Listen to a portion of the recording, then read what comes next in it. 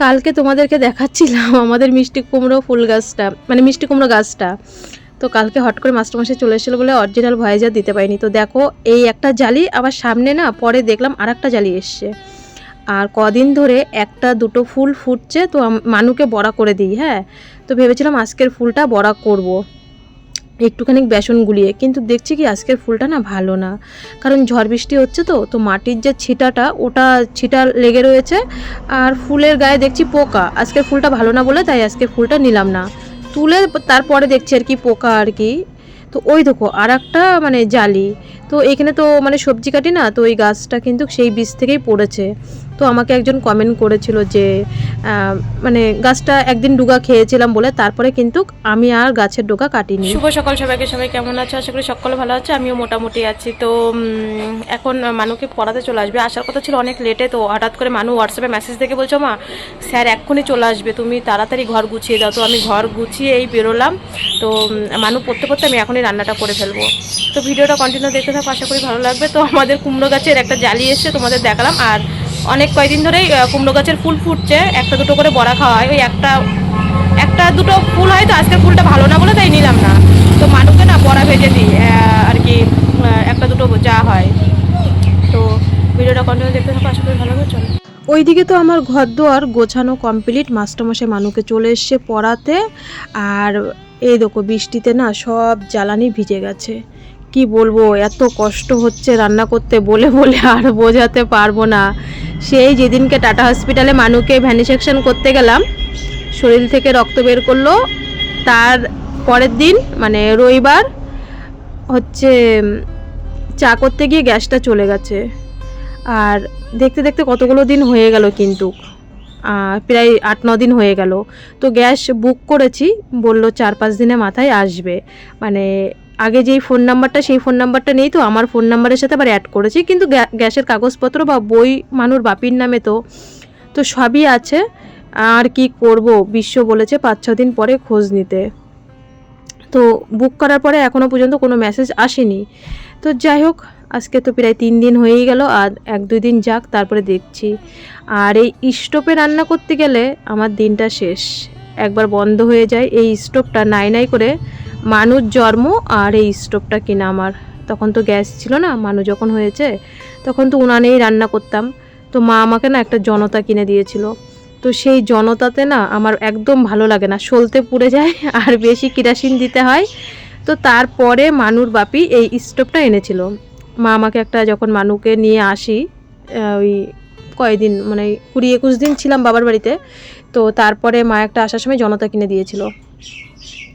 কিন্তু সেই জনতাটা আমার পোষায়নি বলে এই স্টোভটা কিনেছি। তো এই স্টোভটা সে থেকে আর কিছু কেনা হয়নি, মানে যেটা আমি কিনবো সংসারে সেটাই। আমার শাশুড়ি মা কিন্তু কত না বেশি একটা কেনাকাটি করতো না, উনি ওই সারাদিন দোকান নিয়েই থাকতো।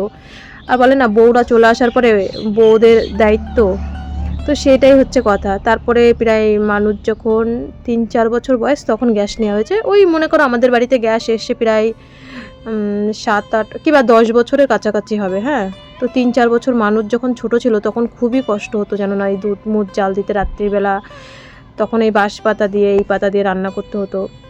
তো এই স্টোভটা ছিল। আবার এই স্টোভটা আমার শাশুড়ি মা আবার দোকানে চাও বিক্রি করতো এই স্টোভটাতে আগে আমাদের দোকানে চা বিক্রি হতো। শাশুড়ি মা মরার পরে আর এইসব ঝামেলা চাতালের লোকজন চা খেত। তো যাই হোক, আজকে রান্না হবে শুক্তো ডাল আর উচ্ছে ভাজা। মানু অনেক দিন ধরে বলছে, মা একটু শুক্তো ডাল করো না, একটু শুক্তো ডাল করো। তো মানু আবার দেখো হেভি সুন্দর সেন্ট হয়েছিল শুক্তো ডালে। রাঁধুনি আর গন্ধরাজ লেবুর পাতা দিলে কিন্তু ভীষণই টেস্ট হয়। তো মানু আবার গন্ধরাজ লেবুর পাতা এনে দিয়েছিল মনে হয় কনাদির বাড়ির থেকে। তো এই যে মানুকে পরিয়ে চলে গেল, আমারও রান্না হয়ে গেল সকাল সকাল উচ্ছে ভাজা আর শুক্তো ডাল। কালকে মাংস খেয়েছি, জানি না আবার 1 সপ্তাহ পরে মাংস আনবো। মাংসটা এখন না খাওয়াই ভালো বেশি, যদিও একটু গরমটা কম আছে। তো দাদু আর নাতনির খাওয়া হয়ে গেল।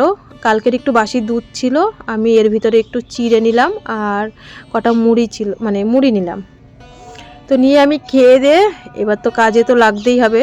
কালকে বিকালবেলা তোমাদেরকে বলেছিলাম না গোবর এনে রেখেছি, তো সেই লেপাপোছি শুরু করি।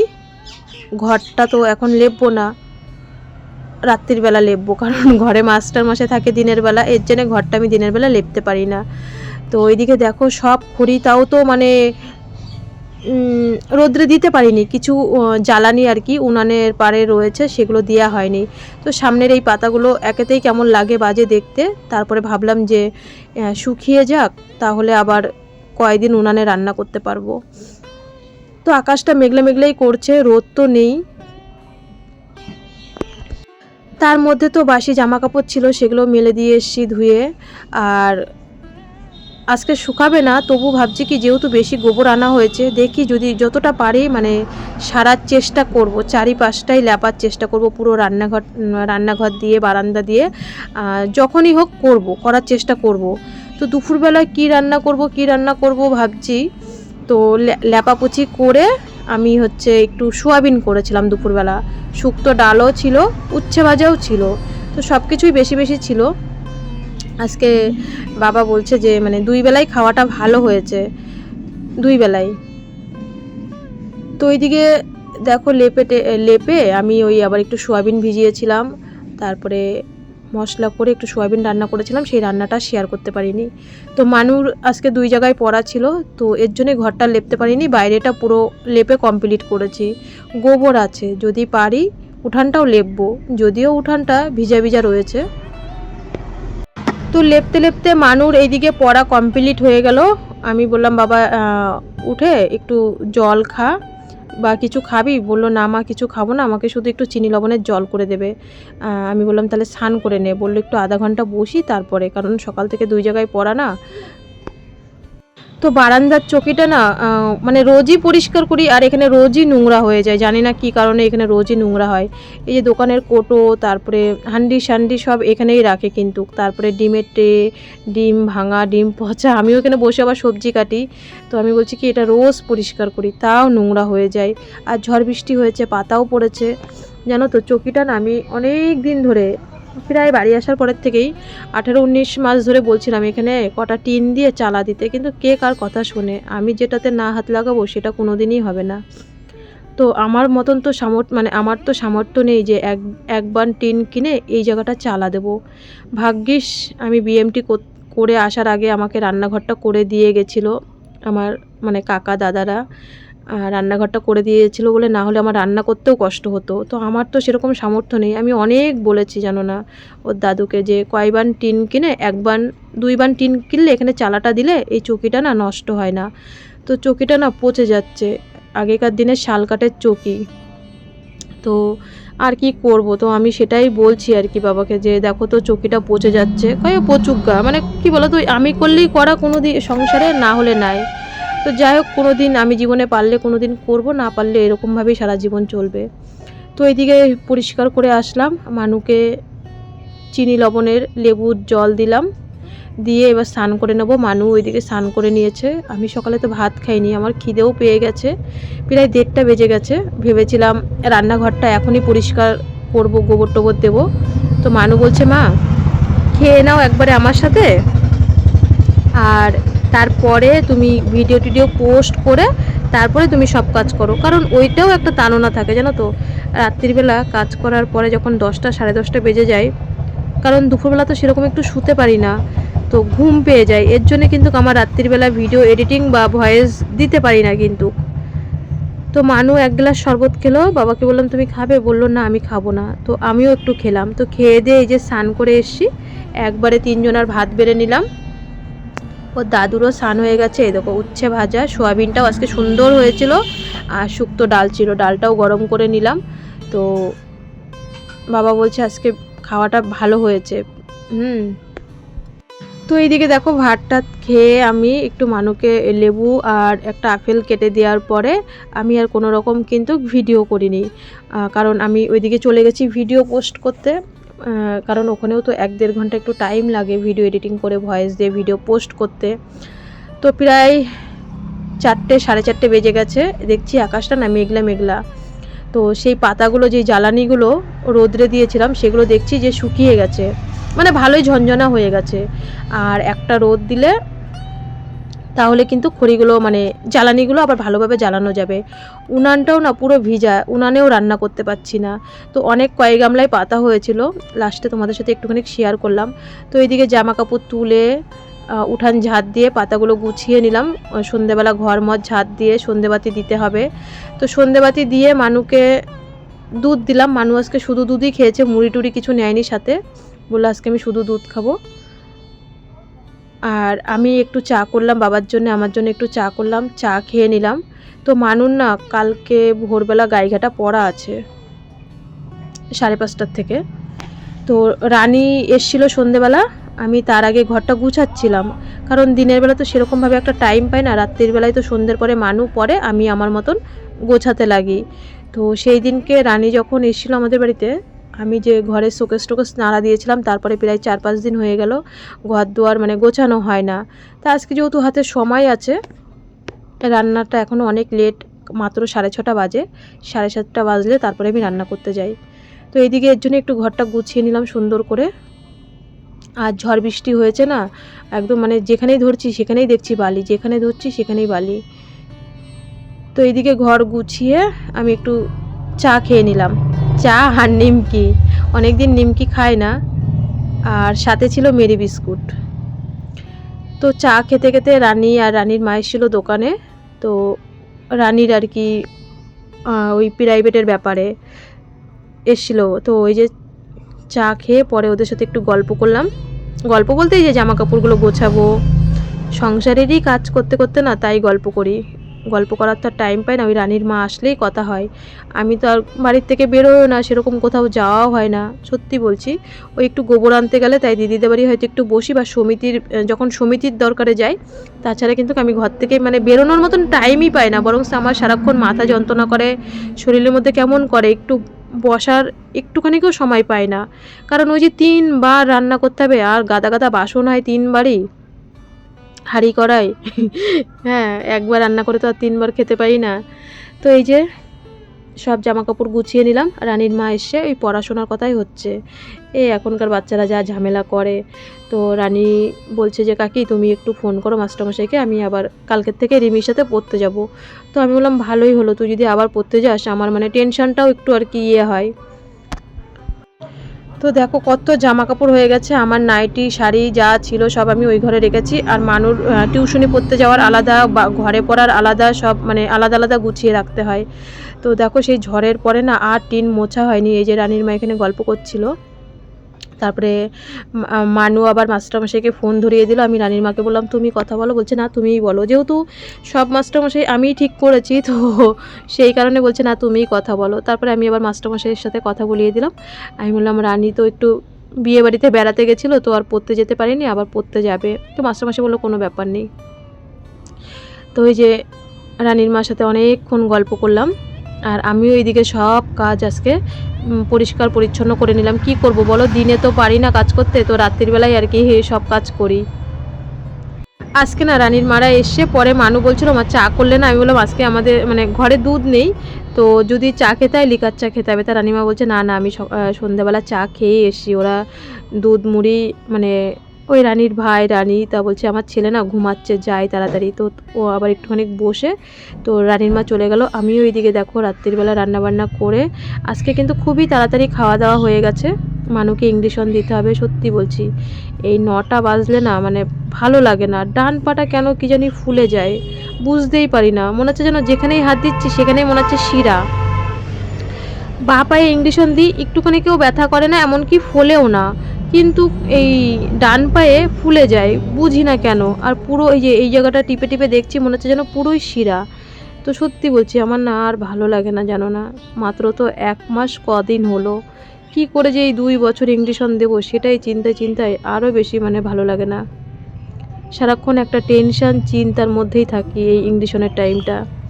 তো এইদিকে ইংলিশন দিয়ে এখনও কত কাজ রয়েছে, কিন্তু আজকে খুবই তাড়াতাড়ি আমাদের বাড়িতে 9টার মধ্যেই খাওয়া শেষ, মানে বাবার ভাতটা দিয়ে এসছি যে তোমার যখন ইচ্ছা তুমি তখন খাও। তো মানুর এইদিকে ইঞ্জেকশন দেওয়া হয়ে গেল। আমি বললাম তুই কিন্তু আর ঘর থেকে বেরোবি না, কারণ এখন আমার অনেক কাজ আছে, আমি এখন ঘরটা আগে লেপে নেব, লেপে তারপরে বাইরের কাজগুলো সারবো। প্রায় এখন 9:15 বাজে। মানু ওইদিকে বইটই গোছাচ্ছে। আমি বললাম তুই যেই বইটা পড়বি সেই একটা বই রাখ, আর বাদবাকি বই সব গুছিয়ে ফেল। তো ও ওইদিকে ইঞ্জেকশনটাও গুছিয়ে ফেললো, আর আমি মানে বইটইও গুছাচ্ছে। আমি এবার আমার কাজে লেগে পড়ি, কারণ বললাম না দিনের বেলা ঘরটা ওই যে 2 মাস্টারমশাই ছিল, তো সেই কারণেই কিন্তু দিনের বেলা ঘর লেপতে পারি না, কারণ ওর সকালে পড়তে পড়তে প্রায় 12টা 1টা বেজে যায়, কোনো দিন 1:30টাও বেজে যায় মাস্টারমশাই আসতে যদি লেট করে। তো এর জন্যেই আমার ঘর হচ্ছে সবসময় রাত্রির বেলায় লেপি। তো যাই হোক, ঘরটা তো বালি বালি হয়েছিল, লেপা যখনই হোক পরিষ্কার পরিচ্ছন্ন থাকা নিয়ে কথা, তাই না? আর আকাশটা মেঘলা মেঘলা বলেও না ঘরটা কেমন জানি ভেজা ভেজা ভেজা ভেজা লাগছে, ভালো লাগছে না। এখনই মনে হচ্ছে যেন কি বর্ষাকাল, আর বর্ষাকাল তো কোথায় পড়ে আছে। রোদ তো অবশ্যই উঠবে, সামনে তো চৈত্র মাস বৈশাখ মাস, যেই গরম পড়বে তখন তো ঘরে থাকাই যাবে না।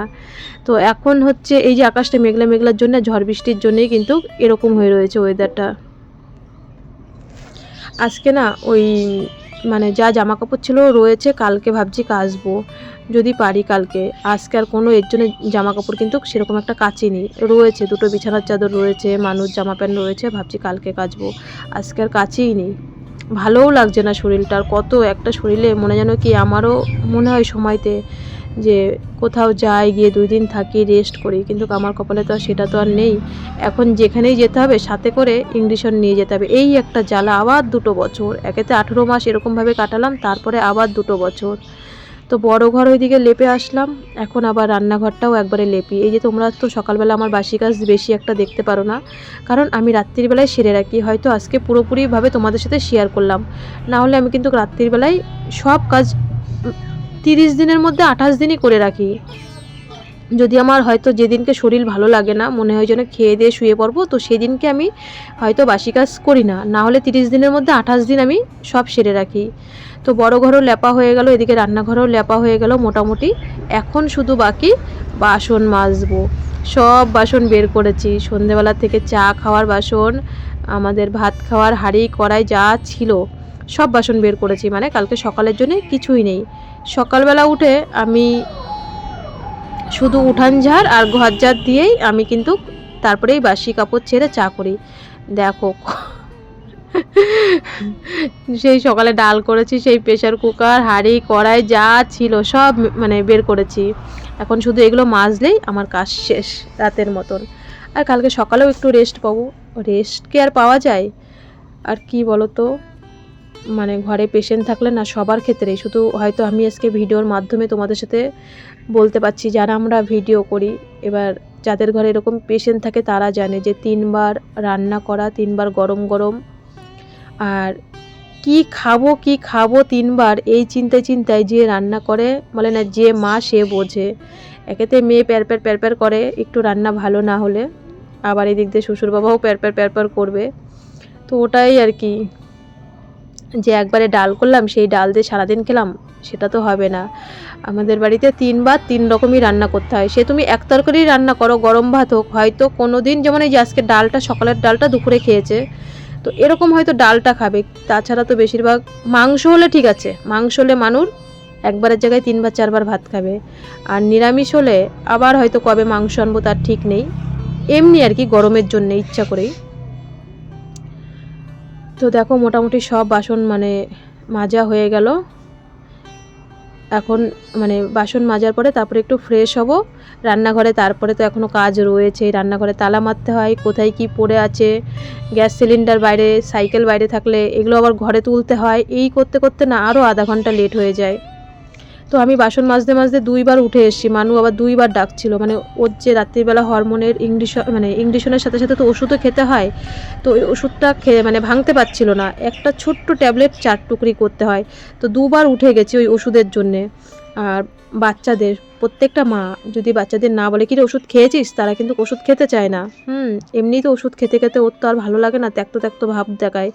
তবু আমি ওর পিছনে সারাক্ষণ লেগেই থাকি, ঘ্যান করে এই ওষুধ খারে এই জল খারে, সারাদিন আমি এরকম করি। তো বন্ধুরা এখন বাজে 10:30 বাজে, এই হাত মুখ ধুয়ে এসে নাইটিটা চেঞ্জ করলাম, তো চলো এখনও মশারি টশারি টাঙাবো। মানুর আবার 5:30টার সময় উঠতে হবে, 6টার সময় পড়া আছে গাইঘাটা। এই দেখো আমি কেন বলো তো এই রাত্রিবেলা ঘরটা লেপে রাখি, গাইঘাটার থেকে পড়ে এসেই আবার 9টার সময় আবার বাড়িতে পড়া আছে। তো এই যে মাস্টারমশাই রোজই বাড়িতে পড়া থাকে, তা আমি না সেই সুযোগ সুবিধা পাই না, কারণ সকালবেলা ঘরটা লেপলে কি শুকিয়ে যায়, 1:30-2টোর দিকে না আর লেপতে ইচ্ছা করে না। মাস্টারমশাই যেতে যেতে স্নান করতে করতে 1:30-2টো বেজে যায়। তো হচ্ছে আমি না আর তখন লেপার সুযোগ পাই না। তা হচ্ছে এর জন্যই আমি এখন লেপেছি, কারণ এখন লেপলাম পাড়াও পড়বে না, আমি পাপোশের উপরে দাঁড়িয়ে আছি। তো হচ্ছে ওই ওর রাত্রের মধ্যে শুকিয়ে যাবে। সকালবেলা ভোরবেলা উঠে যে লেপবো, ও 8:30টার মধ্যে আস্তে আস্তে ও আবার মানে ওই পাড়াবে কেমন হয়ে যায় যেন, আর গোবর নিয়েই পরে বিছনায় উঠে পড়তে হয়। তো যাই হোক, হয়ে তো গেছে আবার কি। যখন যার যেরকম সময় সে সেরকমভাবেই কাজের সিস্টেম করবে, কারণ আগে বাচ্চার খাওয়া দাওয়া পড়াশোনা সব কিছু। তো চলো ভিডিওটা আজকে এখানে শেষ করছি। সবাই ভালো থেকো, সুস্থ থেকো। ভিডিওতে নতুন হয়ে থাকলে অবশ্যই সাবস্ক্রাইব করে পাশে থেকো। আর কোথাও যদি ভিডিওটা একটুখানি ভালো লাগে অবশ্যই লাইক করে দিও। তো তোমরা এই কারণেই কিন্তু আমার সকালবেলা শুধু আমি বাসি কাজ, আমার কিন্তু ঘরটা ঝাড় দিই, উঠানটা ঝাড় দিয়ে এসেই আমি বাসি নাইটি ছেড়েই চা করি। আমার কিন্তু প্রত্যেক দিনই রাত্রিবেলা আমি সব কাজ সেরে রাখি। তো আজকে পুরোপুরি তোমাদের সাথে আর কি মাঝে মধ্যে শেয়ার করি। এক এক দিন ভিডিও তো এক এক রকমভাবে শেষ করতে হয় আমাদের, তাই না? তো চলো আজকের মতন টাটা, সবাই ভালো থেকো, সুস্থ থেকো।